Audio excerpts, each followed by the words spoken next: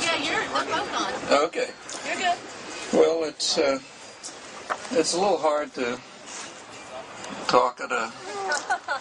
give a talk in a Howard Zinn Memorial Lecture Es ist ein bisschen schwierig, eine Howard Zinn Memorial Lecture bei einem Occupy-Treffen zu halten.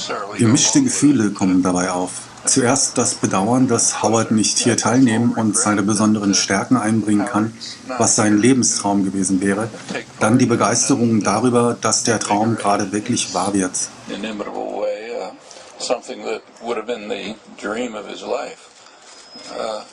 Secondly, excitement that the dream's actually being fulfilled. It's a dream that for which he laid a lot of the groundwork. Es ist ein Traum, für den er viel Vorarbeit geleistet hat.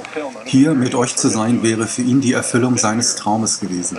Die Entstehung der Occupy Bewegung ist eine aufregende Entwicklung. Tatsächlich ist es spektakulär.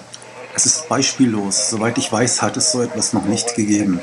Wenn sich die Bünde und Vereinigungen, die bei diesen bemerkenswerten Ereignissen etabliert werden, über eine lange, harte Periode in der Zukunft aufrechterhalten, denn die Erfolge kommen nicht kurzfristig, könnte sich das aktuelle Geschehen zu einem wichtigen Moment in der amerikanischen Geschichte entwickeln. If the bonds and associations that are being established in these remarkable events can be sustained through a long, hard period ahead, because victories don't come quickly, it could turn out to be a really historic, a very significant moment in American history. The fact that the demonstrations are unprecedented, the Occupy movement is unprecedented, is quite appropriate. Die Beispiellosigkeit der Demonstrationen ist der Zeit entsprechend. Wir leben in einer beispiellosen Zeit, nicht nur in diesem Moment, sondern eigentlich seit den 1970ern. In den 70ern gab es einen großen Wendepunkt in der amerikanischen Geschichte. Seit Jahrhunderten, seitdem dieses Land besteht, war es eine sich entwickelnde Gesellschaft mit Höhen und Tiefen. Doch die Gesamttendenz ging in Richtung Wohlstand, Industrialisierung und Entwicklung, sogar in schlechten Zeiten. Es gab eine ziemlich konstante Erwartung, dass es auch in gewohnter Weise weitergehen könne. It was a developing society with ups and downs, but general progress towards wealth, industrialization, development, even in dark and hope. There was a lot of pretty near constant expectation that it's going to go on like this.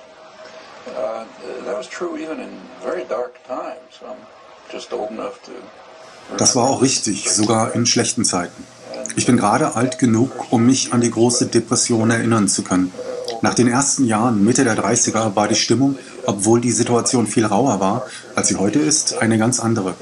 Es gab die Erwartung, aus der Situation herauszukommen, sogar bei arbeitslosen Menschen. Es gab Hoffnung auf Besserung. Eine militante Arbeiterbewegung formierte sich, CIO entstand. Es kam zum Sitzstreik, was für die Geschäftswelt sehr beängstigend war.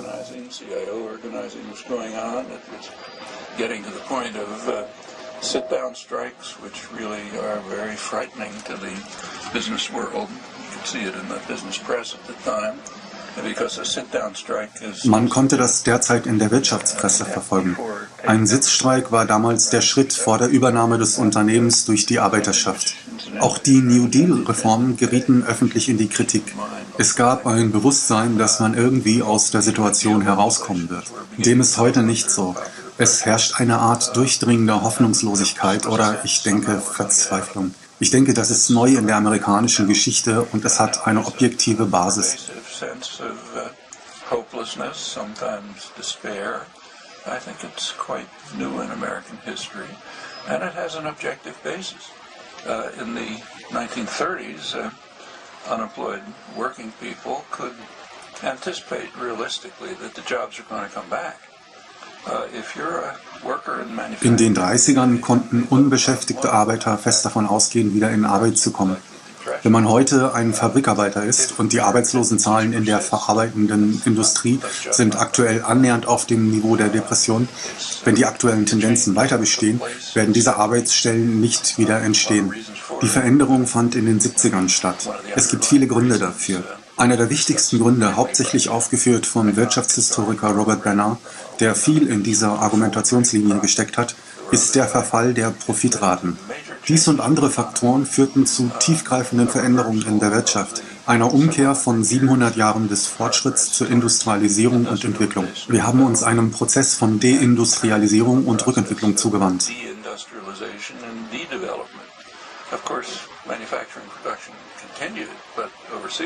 Natürlich existiert die verarbeitende Industrie weiter, jedoch in Übersee. Das ist sehr profitabel, aber nicht gut für Arbeitskräfte. Damit einher ging eine signifikante Verlagerung der Wirtschaft von produzierenden Unternehmen, die Dinge, die Menschen brauchen, produzieren, hin zu finanzieller Manipulation. Die Finanzialisierung der Realwirtschaft hatte dort ihren Ursprung.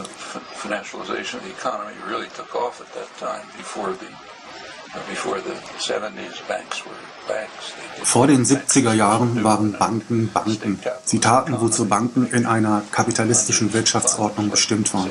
Ungenutztes Geld nehmen, wie, sagen wir, von einem Bankkonto, und es einem nützlichen Zweck zuführen, wie einem Hauskauf oder der Ausbildung von Kindern. Es gab keine Finanzkrisen. Es war eine Periode enormen Wachstums.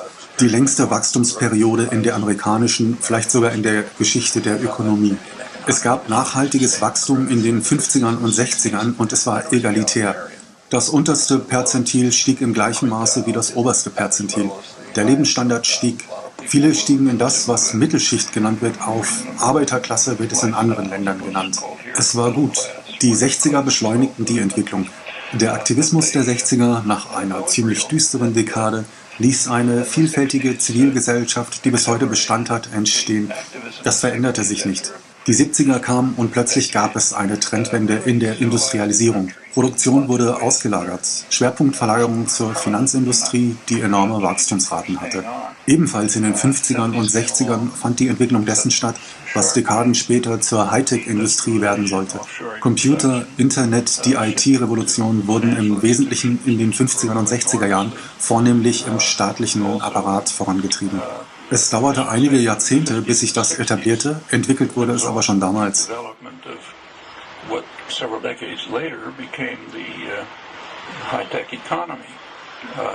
Computers, Internet, IT revolution, mostly developed in the 50s and the 60s, substantially in the state sector. It took a couple of decades before it took off, but it was developed there.